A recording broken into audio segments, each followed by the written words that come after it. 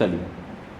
जो नॉनवेज खाते हैं उनकी सबसे बड़ी दिक्कत होती है कि एक जीव की हत्या करके हम खा रहे हैं, तो क्या ये सही है? चाहे वो अंडा हो, चाहे वो चिकन हो, चाहे वो बकरा हो, तो किसी की तो हत्या की गई है। देखो, भोजन में जो हम लेते हैं वो हमारी ज़रूरत है इसलिए हम लेते हैं, लेकिन भोजन में हम जो भी लेते हैं उसमें हम किसी न किसी की तो हत्या करते हैं, क्योंकि हम निर्जीव चीज़ों को तो खाते ही नहीं। हम कंकड़ पत्थर नहीं खा रहे, हम कुछ भी ऐसा नहीं खा रहे जो निर्जीव हो। हर चीज़ सजीव है और विकास क्रम का हिस्सा। लेकिन सजीव निर्जीव अगर सब चीज़ें हैं तो हमारे भोजन पे कौन कौन सी चीज़ें क्या इफ़ेक्ट डालती हैं, इस पे थोड़ी बात होनी चाहिए। मेरा कंसेप्ट स्पिरिचुअलिज्म से जुड़ा है, इसलिए मैं धर्म के आधार पे बात करना ज़्यादा पसंद करूँगा। मुझसे किसी ने एक बार कहा था कि स्वामी जी, जो व्यक्ति जो चीज़ खाता है वो वैसा ही हो जाता है। तो मैंने उनसे कहा था, यदि एक व्यक्ति नदी में डूब मरे तो नदी ने उसको खाया, तो क्या नदी उस आदमी जैसी हो जाती है?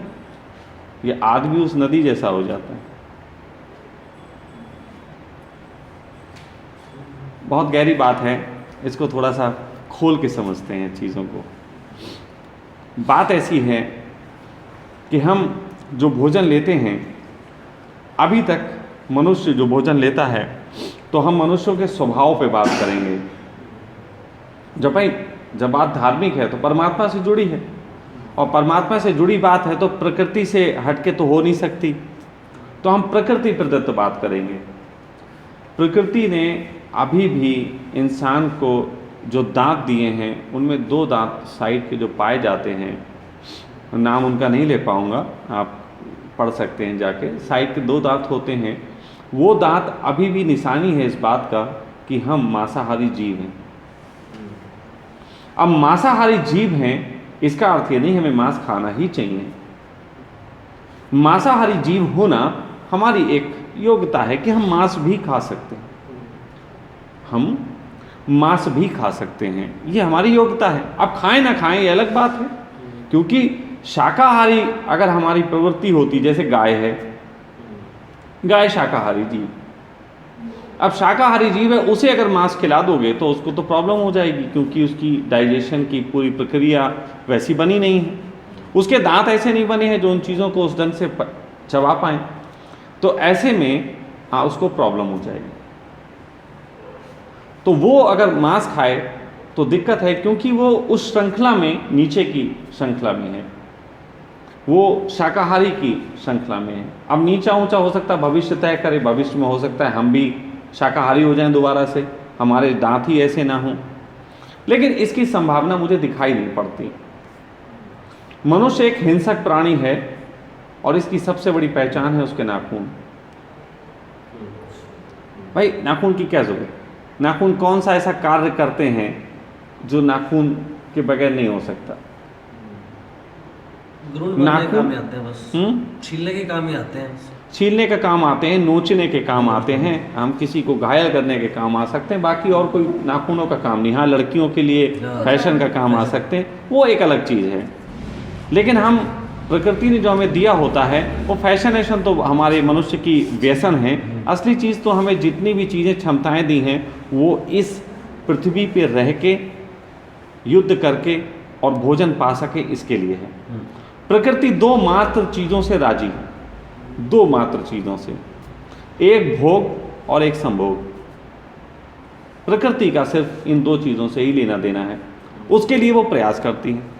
एक बार मैं ट्रेन में सफ़र करता था, तब मेरी दाढ़ी थोड़ी बढ़ी हुई थी, तो मेरी मूँछों के बाल भी बड़े थे और होंठों पे आ रहे थे। सामने की सीट पे एक मौलाना साहब बैठे हुए थे। अब मौलाना जैसी दाढ़ी रखते हैं तो वो मूँछें छोटी रखते हैं। मेरे उनके बीच चर्चा चली, और बहुत चर्चा चलने के बाद वो मुझसे बड़े राजी हुए, कहने लगे आपकी बात मुझे बहुत अच्छी लग रही है, लेकिन एक बात आपकी नहीं अच्छी लग रही। मैंने कहा क्या? कहने लगे आपके मूँछ पे जो बाल हैं वो मुंह में आते हैं, ये तो अच्छा नहीं लग रहा। तो मैंने कहा इसमें दिक्कत क्या है, मूँछ के बाल अगर यहाँ तक आते हैं? तो उन्होंने कहा दिक्कत ये है कि इससे खाना खाने में प्रॉब्लम होती। मैंने कहा नहीं, ये आपकी दिक्कत है क्योंकि आपने रख के नहीं देखे। मेरे हैं और मैं खाता हूँ, और उस समय मेरी दाढ़ी इतनी लंबी थी, तो मैंने कहा देखो तो दाढ़ी मेरी इतनी लंबी है लेकिन मूंछ का बाल इससे ज़्यादा लंबा नहीं होता। हो नहीं सकता। तो मैंने कहा कि मुंह से हम भोग करते हैं और गुप्तांगों में जो हमारे बाल होते हैं वो संभोग में रुकावट दे सकते हैं, लेकिन गुप्तांग के बाल और मुंह के मूंछ के बाल कभी इतने लंबे नहीं होते कि भोग और संभोग में कोई दिक्कत आए। मैंने इस ढंग से जो उनसे कहा, थोड़ी तीखी बात थी, लेकिन समझाने का मेरा ढंग यही है कि कम से कम घर जाके भी चिंतन चले तुम्हारा। तो मैंने कहा कि प्रकृति जो पूरी व्यवस्था करती है वो भोग से और संभोग से रिलेटेड है, तो आपके स्वभाव पे भी वो इसका काम करती है। आप जिस तरीके के परिवेश में रहते बलते हैं उसी तरीके से आपके अंदर बदलाहटें आती। जैसे जो साइबेरिया में रहने वाले शेर हैं उनको रात में दिखता है, उनकी आंखें ऐसी हो जाती हैं कि वो रात में भी देख पाते हैं, नाइट विज़न आ जाता है उनमें, क्योंकि उसकी ज़रूरत होती है वहाँ के रहने में। इसी प्रकार हम अगर धर्म जगत की बातें करें तो हम ये समझेंगे कि मांसाहार का विरोध आरंभ कहाँ से हुआ। मांसाहार का विरोध आरंभ हुआ उन ऋषियों से जो ध्यान करते थे। जो ऋषि ध्यान करते थे उनसे मांसाहार का आरंभ हुआ। तो किसी ऋषि से अगर पूछो कि आप मांसाहार का विरोध क्यों करते हैं, तो वो एकमात्र बात कहते हैं, क्योंकि मांसाहार तामसी होता है। तामसी, तामसी का एक अर्थ होता है, तामसी का अर्थ होता है जिसे खा के नींद आती हो। तो वो जिस तरीके की ध्यान विधियां करते हैं उसमें नींद आना गलत। योगिक क्रियाओं में जो ध्यान होते हैं उसमें यदि नींद आ जाती है तो उसको थोड़ा सा गलत माना गया। अब अगर आप मांस खाओगे और काम कुछ करोगे नहीं और दिन भर बैठे ओम ओम करते रहोगे तो आपका डाइजेशन, तो जाहिर सी बात है वो वर्क वैसा नहीं कर पाएगा और फिर आपको नींद आएगी। तो ऐसे लोग हल्का भोजन करें, ये बेहतर होता है। लेकिन जो लोग स्वस्थ हैं, जो लोग काम करते हैं, मेहनत करते हैं, वो मांसाहार खा सकते हैं, उन्हें इसमें कोई प्रॉब्लम नहीं होती। डाइजेशन की तो बात है, वही तो, जैसे मेरे अच्छे बुरे की तो बात सीटिंग है मेरी शॉप पे, हाँ, तो मैं तो खाऊं, मेरे को क्या दिक्कत है, सारा दिन स्टैंडिंग जॉब है मेरी। मैं कह रहा हूँ वो पहली बात तो हर व्यक्ति खुद तय कर लेता है। जो चीज़ आप खा नहीं सकते, आपका शरीर डाइजेस्ट नहीं कर सकता, वो आपका लेगा ही नहीं, वॉमिट कर देगा, फेंक देगा, पलट देगा। लेकिन ये कि अब धार्मिक आदमी अगर मांस खाएगा तो उसकी यात्रा रुक जाएगी, ये बात डिवाइडिंग माइंड पैदा करती है। मेरा मानना है कि ये तय करना उसी साधक को चाहिए कि वो क्या भोजन लेता है और क्या उसके लिए बेहतर है। अब यहाँ पे बहुत सारी चर्चाएं आती हैं। पहली चर्चा ये है कि भोजन ज़रूरत है कि मीट ज़रूरत है, कि भोजन ज़रूरत है कि मीट ज़रूरत है। इस पे जब चर्चा होती है तो मेरा मानना ये है कि निश्चित ही ज़रूरत भोजन है, निश्चित ही ज़रूरत भोजन है। लेकिन भोजन का मतलब क्या? पेट भरना नहीं, भोजन ऊर्जा का संग्रहण करना। यस, भोजन जो है हमारे लिए केवल पेट भरने का कारण अगर होता है तो निश्चित ही हम जिद में कर तो सकते हैं, ऐसा कर सकते हैं। मैंने किया, मैंने बहुत लंबे समय तक मसूर की दाल सुबह दोपहर शाम खाई, बहुत लंबे समय तक, क्योंकि धन का अभाव था। तो 40 रुपये किलो मिलती, 32 रुपये किलो मिलती थी उस समय, तो 3 टाइम सुबह दोपहर शाम मसूर की दाल उबाली खा गए। लोग मुझसे कहते थे कि स्वामी जी आपको ऐसा नहीं होता कि स्वाद की याद आती हो? मैंने कहा नहीं यार, मिल जाती है डाइट से ही। लेकिन एक लंबे समय बाद इससे मेरे शरीर में कुछ परेशानियां आईं। मेरे एक डॉक्टर मित्र थे, तो उन्होंने कहा कि यदि आप केवल एक ही तरीके की डाइट लगातार लेते रहें लंबे समय तक तो कुछ न्यूट्रिशंस जो हैं आपकी बॉडी बनाना बंद कर देगी, इससे आपको नए तरीके की प्रॉब्लम आएगी। इसलिए डाइट का ये अर्थ होता है जो थोड़ी सी शरीर की ज़रूरतों पे हो और थोड़ी सी मन की ज़रूरतों पे हो। अब यहाँ पे मन के मैं फेवर में हूँ, अब यहाँ पे मैं मन के फेवर में हूँ। मैं फेवर में ऐसे हूँ कि हर व्यक्ति को ऐसा लगता है कि थोड़ी नमकीन होती, थोड़ा इस समय मीठा खाने का मन है।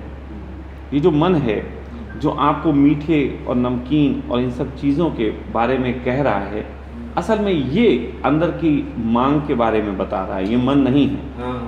ये शरीर की ज़रूरतें हैं जो मन के तल पे आके वो प्रकट कर रहा है, इसलिए हमें इसको सुनना पड़ेगा। और इसी में कभी कभी मीट भी होता है। मैं कभी कभी कह रहा हूँ, मैं डेली प्रोसेस में नहीं कह रहा। हाँ, डेली प्रोसेस में भी कुछ कौमें हैं जो मीट खाती हैं, लेकिन उसका कारण ये रहा कि पहले के समय में कुछ ऐसी जगहें थीं जहाँ पे संख्या के हिसाब से हम उतना भोजन पैदा नहीं कर पाते थे। वहाँ पे नॉनवेज जो है वो मिलना आसान था, और उस वजह से वो नॉनवेज पे डिपेंड कौमें हुई, क्योंकि कम पैसे में उनको कैलोरी वाली डाइट भी चाहिए, प्रोटीन भी चाहिए, कई चीज़ें चाहिए, इसलिए सस्ते में व्यवस्था हो सके। मेरे पास इसके भी थोड़े से काट हैं जो लोग कहते हैं कि हमारे तो धर्म में लिखा है हमें खाया जाना चाहिए। जैसे मुस्लिम कहते हैं कि हमारे यहाँ तो लिखा हुआ है कि गाय खाई जानी चाहिए। मैं कहता हूँ कहाँ लिखा है ये दिखाओ। और फिर जो लिखा है उसका जो कंसेप्ट लिखा है उस पर बात करो। बुद्ध के जीवन की एक घटना है, उसे थोड़ा समझ लें तो मोहम्मद के जीवन की घटना भी समझना आसान हो जाएगा। बुद्ध के जीवन की घटना है कि बुद्ध अपने साधकों से कहते थे कि तुम्हें मांसाहार नहीं करना चाहिए। बुद्ध की अपनी साधना पद्धति का वो हिस्सा रहा होगा, निश्चित ही जिसकी पद्धति का हिस्सा है वो अपना ना करे। तो वहाँ पे उन्होंने मना कर रखा था। गांव देहात तक में दूर दूर तक बुद्ध के पहुँचने से पहले चर्चा होती थी कि आप किसी को भी, साधक को, भिक्षु को मांस नहीं देंगे। ये अगर घोषणा होती थी तो इसका अर्थ ये भी है कि उस समय मांस खाया जाता था, वरना घोषणा क्यों होती? तो घोषणा होती थी, लोग मांस खाते थे। लेकिन बुद्ध की शिक्षा पद्धति, फिर कह रहा हूँ, बुद्ध की देशना, बुद्ध की ध्यान पद्धति कहती थी कि इसमें बाधा है। अब उसको बुद्ध से ही बेहतर पूछा जा सकता है क्या बाधा है। वो प्रश्न मुझसे करोगे तो हो सकता है बुद्ध को वर्तमान स्थिति में मैं लपेट लूँ, लेकिन उस समय बुद्ध के समय में ये घोषणा थी कि कोई किसी को मांसाहार नहीं देगा, तो कोई भी उनके भिक्षा पात्र में मांस नहीं डालता था। और दूसरा बुद्ध का आदेश था कि भिक्षु के पात्र में जो भी आएगा वही उसको भोजन ग्रहण करना पड़ेगा। तो एक घटना घटी, एक आसमान से चील जा रही थी, उसके मुंह में मांस का टुकड़ा था, अचानक उसने छोड़ा होगा और वो एक भिक्षु के भिक्षा पात्र में गिरा। और शिष्यों की एक खासियत होती है कि अपने गुरु की परीक्षा लेने पे डटे ही रहते हैं। उन्होंने कहा देखें गुरु जी कहाँ फंसेंगे। मेरा अपना अनुभव है कि शिष्य एक तरीके से प्रेम करता है, दूसरे तरीके से आपसे जेलिसी करता है, और वो ढूंढता रहता है कोई ऐसी बात मिल जाए जहाँ पे गुरु जी को पटक दें। सर वो तो हर इंसान का नेचर होता है कि अपने से ऊपर किसी को नहीं समझता। नहीं, गुरु के साथ ज़्यादा होता है, गुरु के साथ थोड़ा ज़्यादा होता है, बाकी लोगों के साथ थोड़ा कम हो जाता है, लेकिन गुरु के साथ अधिक कर सकते हैं। हाँ, नहीं, गुरु के साथ होता ही अधिक है, क्योंकि गुरु उनके मन पे प्रहार करता है, प्रतिपल मन पे चोट कर रहा है, और उनकी चीज़ें भी मन से आ रही हैं, तो मन डिफेंस करता है, मन लड़ता है। तो वो तो अपने वाइफ के साथ ज़्यादा उल्टा जेलस फील करते हैं। नहीं, वाइफ मन से कहाँ लड़ती हैं, वाइफ तो आपके मन को सहलाती, तभी तो आपसे चाबी पाती तिजोरी की। सहलाती है तो चाबी पाती है, मगर आपकी बात सही है। तो फिलहाल नॉनवेज पे आ जाते हैं, वाइफ पे शाम को आएंगे। रात का वक्त अच्छा होता वाइफ पे आने के लिए। तो ये जो चीज़ है, तो नॉनवेज के बारे में उन्होंने मना किया। वो आया और भिक्षु आके कहा, भंते आज मेरे भिक्षा पात्र में मांस आया, क्या मैं मांस खाऊं या मैं फेंक दूं? अब बुद्ध चक्कर में अगर वो कहें कि तुम फेंक दो, जो चीज़ खाने योग्य नहीं है, तो ये बदतमीजी दिखाएंगे कि फिर उसमें से रसगुल्ले तो रखेंगे और बाकी चीज़ें निकाल के फेंक देंगे। इसलिए बुद्ध ने एक बहुत टेक्निकल बात कही, टेक्निकल बात थी। टेक्निकल बात ये थी कि जिसको तुमने मारा नहीं, स्वयं वो मर गया और फिर तुम्हारे लिए भोजन के रूप में उपलब्ध हुआ, ऐसे मांस को ग्रहण करना कोई गलत नहीं। बुद्ध ने ये टेक्निकली बात कही। अब बुद्ध को क्या पता था कि रोज चीलें आके उनके उसमें गिराएंगी, ऐसा वो समझते थे, होगा ही नहीं। लेकिन बौद्ध धर्म, पूरा बौद्ध धर्म मांसाहारी हो गया इस घटना से। पूरा बौद्ध धर्म, सारे बौद्ध मांस खाते हैं। और चीन, जापान, कोरिया, 3-4 देश तो ऐसे हैं जहां केवल बौद्ध ही है। और वहाँ पे जैसे यहाँ होटल होते हैं जिन पे लिखा होता है कि यहाँ पे शुद्ध शाकाहारी भोजन मिलता है, उसी तरीके से वहाँ होटलों के बाहर लिखा होता है यहाँ अपने आप मर गए जानवर का मांस मिलता है। अपने आप मर गए जानवर का मांस मिलता है। और वहाँ बूचरी भी होती है जहाँ जानवर काटे जाते हैं। ये कौन समझाए कि तुम बुद्ध को धोखा दे रहे हो कि स्वयं को धोखा दे रहे हो। ये तो घटना घटी बुद्ध के साथ, और उनके मांसाहारी का आज तक कोई धर्म विरोध नहीं करता, क्योंकि बुद्ध एक तरफ ध्यान की बात करते हैं, बौद्ध दूसरी तरफ मांसाहार खाते हैं, खूब खाते हैं। मैं तो बहुत बौद्धों को जानता हूँ, कितने भंतों से मिला हूँ जो नॉनवेज की पार्टी दे दो खुश हो जाते हैं। दूसरी तरफ है मुस्लिम धर्म। मुस्लिम धर्म में भी एक घटना घटी, उस घटना के कारण पूरा मुस्लिम धर्म मांसाहारी हो गया है। मोहम्मद साहब ने नहीं कहा, किसी ने पूछा होगा जाके कि हुजूर हम मांस खा सकते हैं क्या, तो उन्होंने इस तरीके से कहा कि हाँ, उस जानवर को जिसको तुमने पाला हो, जिसको तुमने पाला हो। और गाय के बारे में उन्होंने वर्णन किया, क्योंकि गाय एक मासूम जानवर है, उसको काटना थोड़ा भारी पड़ता है। सबसे मासूम जानवर गाय। तो उन्होंने उदाहरण ही गाय का दिया। उन्होंने ये नहीं कहा, उन्होंने कहा यदि तुमने अपने आप पाली है और पाल पोस के बड़ा किया है, फिर वो गाय जिसकी चमड़ी सुनहरी हो, अब सुनहरी चमड़ी उसकी होगी जो बहुत खूबसूरत होगी, और खूबसूरत अगर होगी तो तभी होगी जब तुमने उसको खान पान में अच्छा दिया होगा। अब इतनी अच्छी गाय, फिर उसको काटने का ढंग बताया, वो था हलाल, कि उसे हलाल करके। अब हलाल के दो मतलब होते हैं। हलाल का एक मतलब तो वही है कि हमने ही पाला, हलाल हमारी कमाई, तो वो तुम्हारी कमाई है। पहले तो ये तय होना चाहिए कि गाय को तुमने पाला, वो तुम्हारी हलाल की कमाई थी। फिर उसकी खूबसूरती और उस सब चीज़ों पे भी बात होनी चाहिए। और तीसरा होना चाहिए कि गर्दन हल्के हल्के चाकू से रेती जाए। मेरा मानना है कि जितने भी लोग गाय खाते हैं उनको एक बार स्वयं गाय का हल्के हल्के काट के पहले पालना चाहिए। पहले पालें, पाल के बड़ा करें, बड़ा करने के बाद हल्के हल्के यदि काटें तो मेरा मानना है कि 100 में से 98 लोग खाना छोड़ दें, नहीं 2% तो खा लेंगे। वो स्वभाव, प्रकृति प्रदत्त स्वभाव भी होता है। लेकिन हुआ मुस्लिम धर्म में उल्टा, उन्होंने 2% लोगों को कसाई बना दिया और 98 जो थे वो ला ला के खाने लगे। मेरा मानना है कि पालन का काम कहाँ गया वो मुझे कोई बता दे। अल-बकरा करके उसमें कुरान में यही लिखा। हाँ, तो पालने का कंसेप्ट तो विदा हो गया। मुस्लिम गाय पालते नहीं लेकिन खाते हैं। फिर गाय के संबंध में मोहम्मद साहब ने सिर्फ समझाने के दृष्टिकोण से कहा था, एग्जाम्पल दिया था, लेकिन गाय पे जोर बहुत हो गया खाने का, क्योंकि गाय बड़ी होती है, एक काटता है और पूरा कुनवा खरीद के खा सकता है, इसलिए गाय पे जोर ज़्यादा हो गया। लेकिन उन्होंने बकरे खाने के ऊपर कहा था। अब उसको बात को समझो। बकरे खाने के भी उन्होंने बात कही थी कि बकरा एक अच्छा प्रोटीन देता है, इसको खा सकते हैं, लेकिन इसको खाने का भी एक ढंग है कि एक आदमी जो साल में 2 वक्त बकरे खाए, 2 वक्त काटे, उससे उतना प्रोटीन मिल जाएगा कि ये, लेकिन 2 या 3 या हम कह रहे 4 बार भी खाए तो उन्होंने उसका प्रोसेस दिया था कि 4 बकरी 1 बकरा पालो। अब तुम 4 बकरी और 1 बकरा अगर पालते हो तो रेशियो में तुम जितना खाओगे उससे ज़्यादा तुम उनको बढ़ाओगे। टेक्निकल बात थी बहुत। वो कहते थे तुम पालो, तुम 4 बकरी पाल लो, 2 बच्चे देगी 6 महीने में, 8 हुए, और फिर 1 साल में 16, फिर 1 साल में बकरी फिर बच्चे देने लग जाएगी।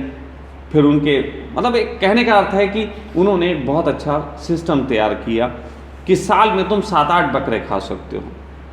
यानी कि एक परिवार जो अगर पालता है और 8 बार वो उसको खाता है, 8 या 10 बार, हम कहें 12 बार भी खा ले, 12 बार भी उसको अगर खाता है तो उस कंडीशन में उसको इतना प्रोटीन भी मिल सकता है जितनी बॉडी को ज़रूरत। बहुत मतलब मैं मोहम्मद साहब के तो फेवर में हूँ, नहीं मोहम्मद साहब के मानने वालों से मेरा पंगा। मोहम्मद साहब ने जो कहा वैसे इंप्लीमेंट करो। तो अगर फिर गाय को खाने को इसलिए मना करना उचित है क्योंकि गाय जो है वो दूध देती, वो आपको दूध दे देती, वो भी एक प्रोटीन दे रही, वो भी एक तरीके का आपका भोजन उपलब्ध करा रही। तो जो डेली भोजन उपलब्ध करा रही है उसको काट के खाने की क्या जरूरत। हाँ, उसको अंत में अगर काट के खा भी लिया जाए तो कोई बुरी बात नहीं, वो तो हो सकता है। नहीं खाएगा कि बीमारियों से ग्रस्त हो जाएगी। बीमारियों वो बात अलग है, बीमारियों से ग्रस्त हम कह रहे हैं चलो पका लेने पे सारी बीमारियां निकल जाती हैं, ये भी बात है ना कि भोजन जो पक गया उसमें से बीमारियां तो निकल जाती हैं, लेकिन फिर भी वो उचित है। अब हो सकता है कई हिंदू मेरा विरोध करने लगे इस बात पे कि ये तो मरने से पहले खाने की बात की। तो मैंने तुमसे ये कहा कि अगर तुम हिंदू धर्म को वाकई मानते हो फिर हिंदुओं को भी लपेटना पड़ता है थोड़ा सा। मेरे तो सभी विरोध में, अभी पहले मुसलमान गाली देंगे फिर हिंदू देंगे।